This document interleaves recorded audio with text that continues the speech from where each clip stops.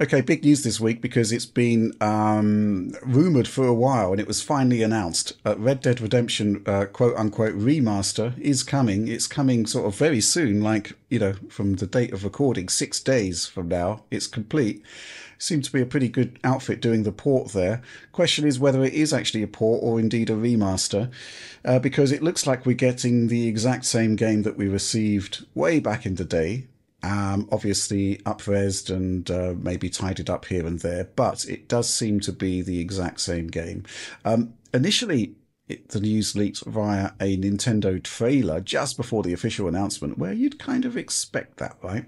But then it was revealed that it's actually coming to PlayStation 4 as well, and Rockstar saying they've basically brought the game to modern platforms.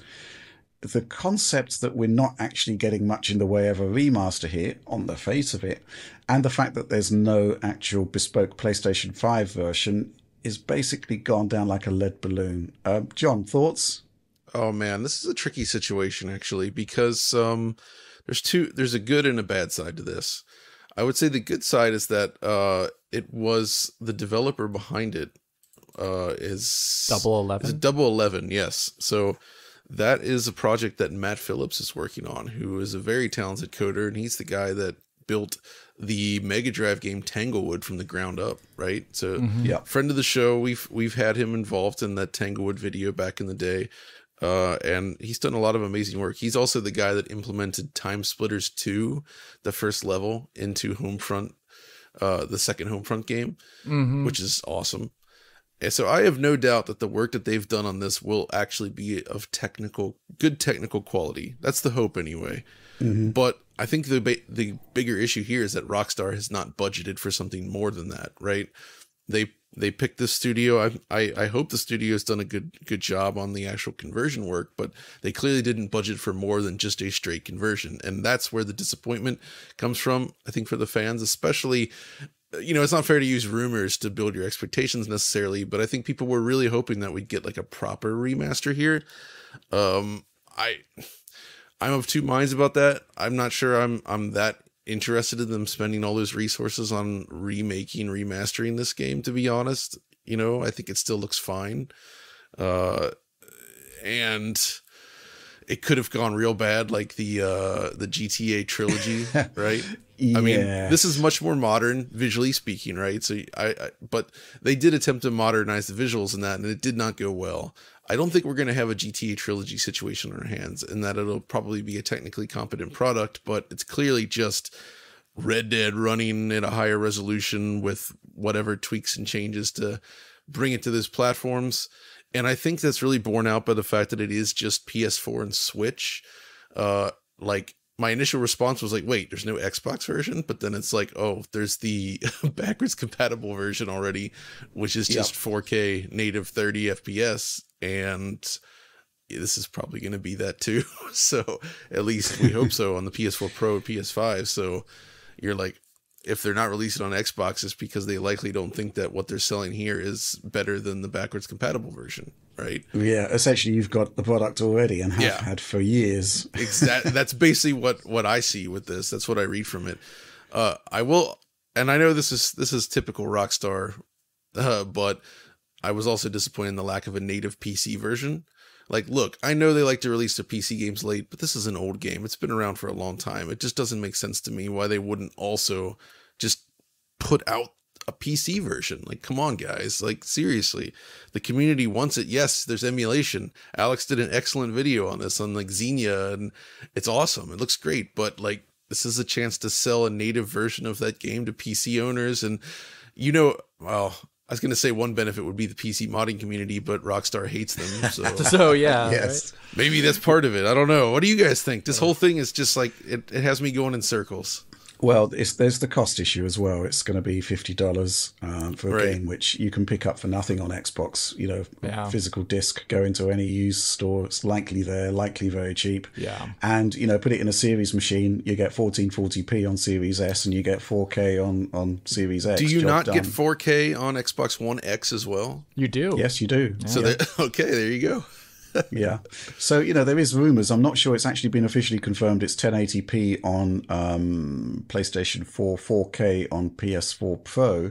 So you would at least get parity there. I guess we could have taken a closer look at the trailer, which was a 4K asset, by the way. Yeah, it was.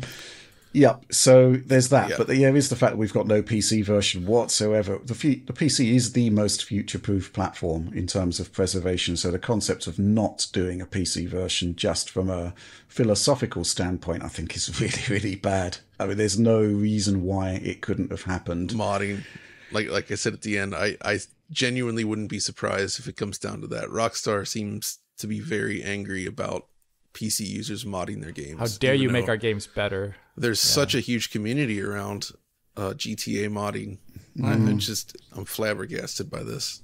So, Alex, what was your reaction to this? I'm picturing rage, tables being flipped. I'm pretty sure there was anger. steam coming out of my ears or something like that. It was very comical.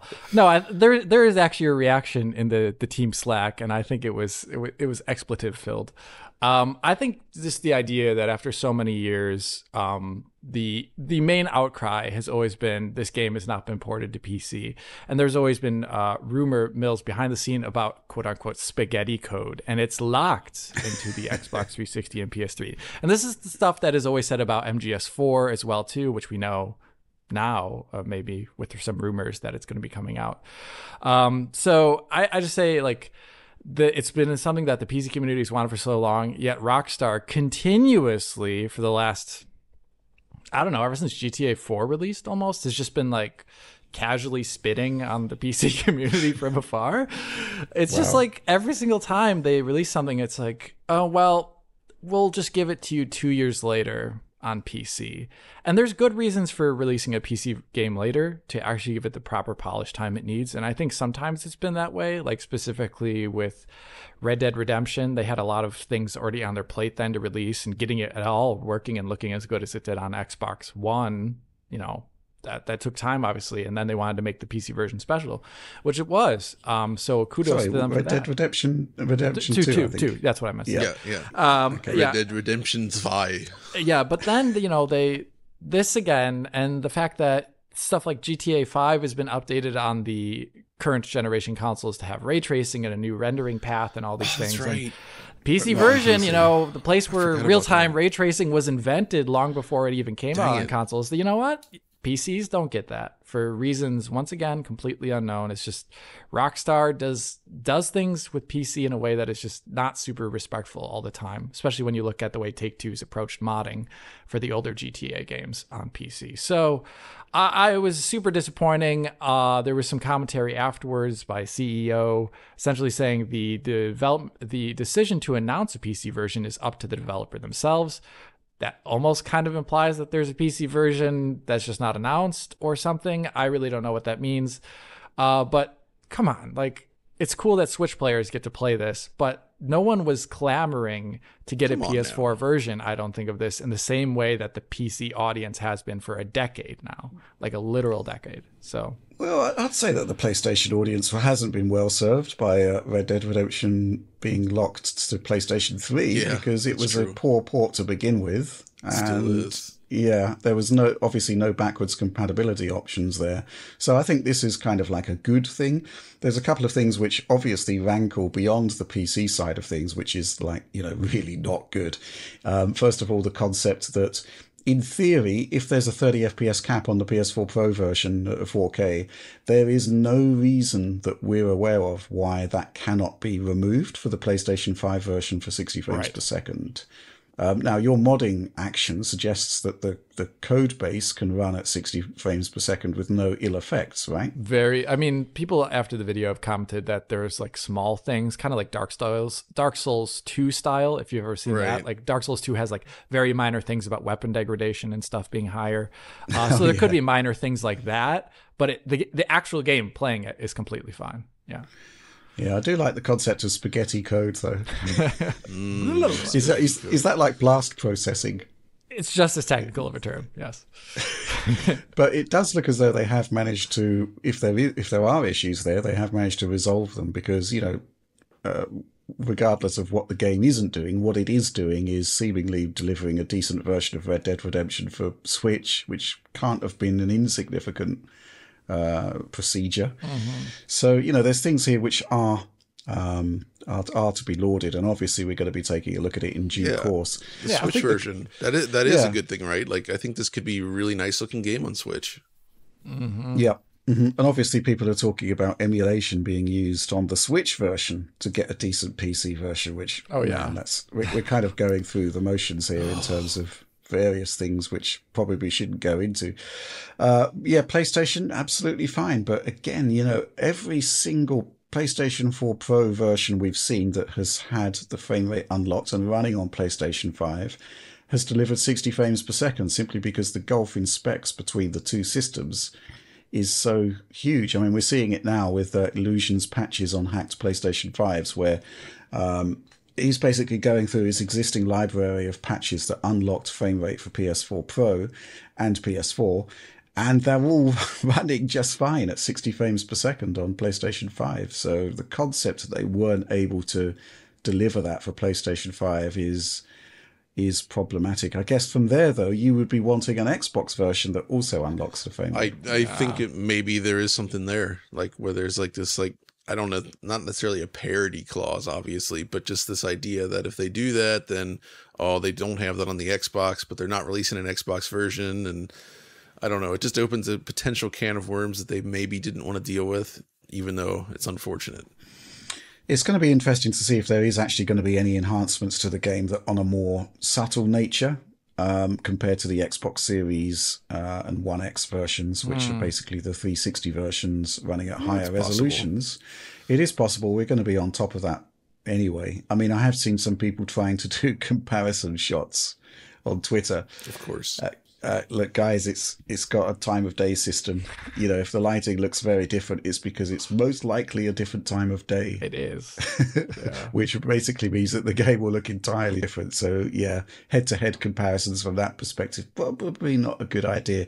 But, we are only days away from the game coming out, right? And I'm kind of really interested in seeing it. But I do think it's a missed opportunity. I think no PC, unforgivable. The concept of not having a version for PlayStation 5 when they're talking about converting the game to modern systems, that's not good. No.